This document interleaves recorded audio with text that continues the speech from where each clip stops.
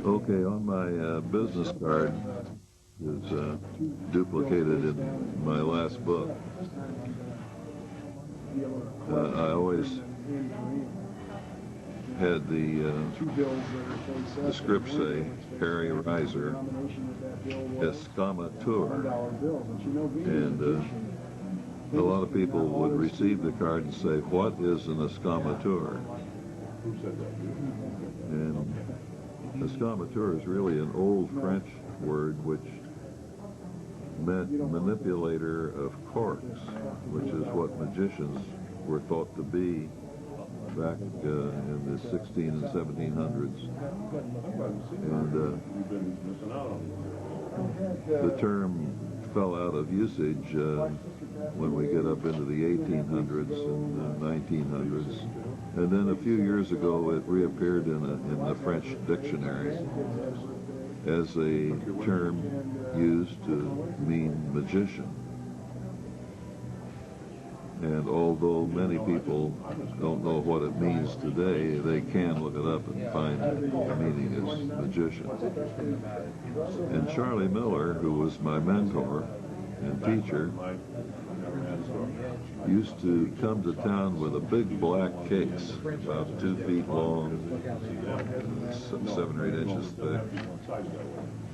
You know, it was large enough to hold a lot of his worldly possessions. One of the things in that big black case was a sack full of corks from wine bottles.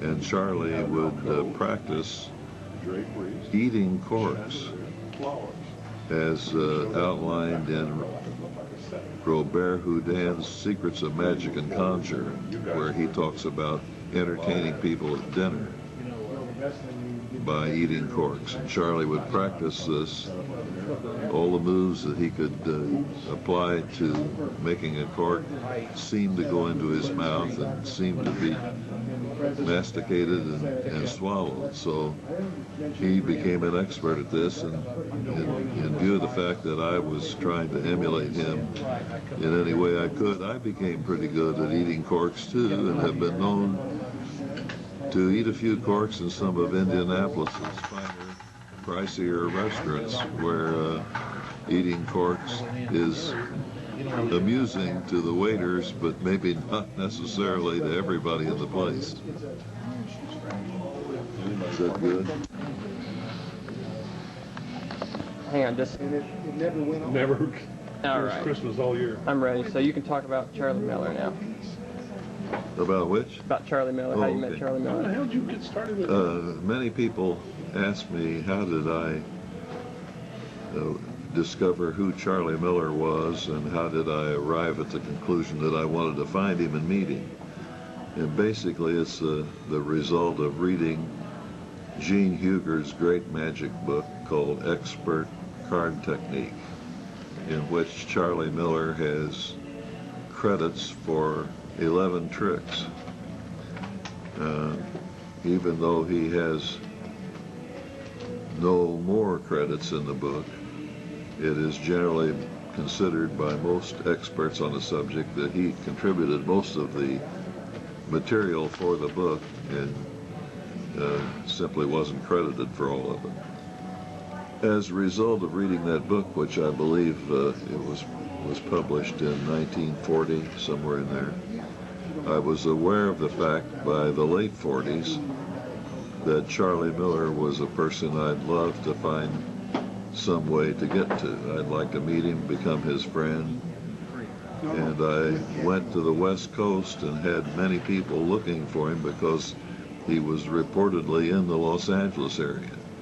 Strangely enough, he seemed to be evaporative almost. He was elusive. I could find out where he had been recently, but not currently.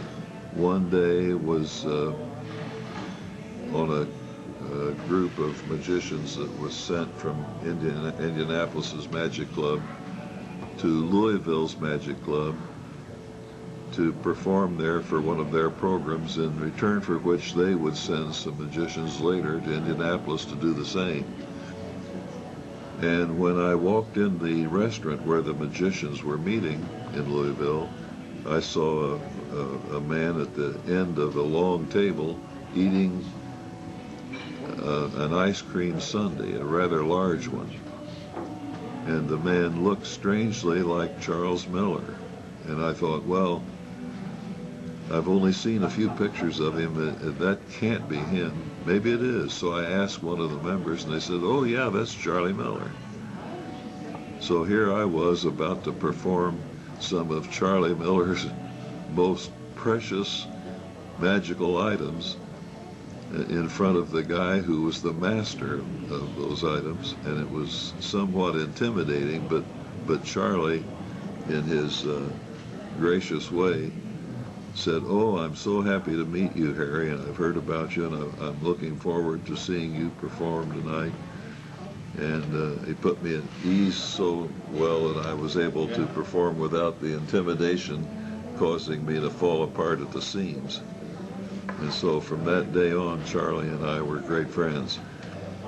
He moved from Louisville to Indianapolis, where I lived, in 1955.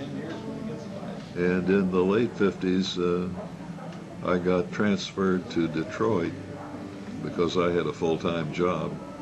Charlie didn't, but I did. And when I moved my family to Detroit, Charlie came along with us. And he didn't live with us every day, every night.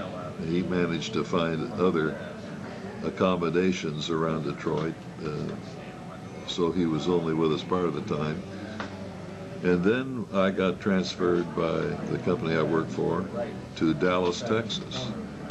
And Charlie went with us to Dallas, Texas, where he had a friend who owned a hotel, and that friend made a hotel room available to Charlie, so he lived a few blocks from where we lived in the hotel.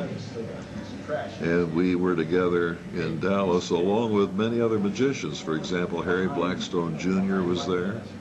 He was a newscaster on one of the network stations. Al Sharp was there, well-known magician from Chicago originally. And Charlie and I, and one day all of us got transferred for one reason or another from Dallas to Chicago.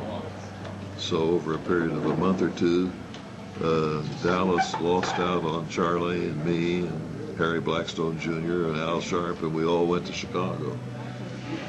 And in Chicago, Charlie moved into Magic Incorporated, upstairs, little room where they had a cot and a raw light bulb and a lavatory.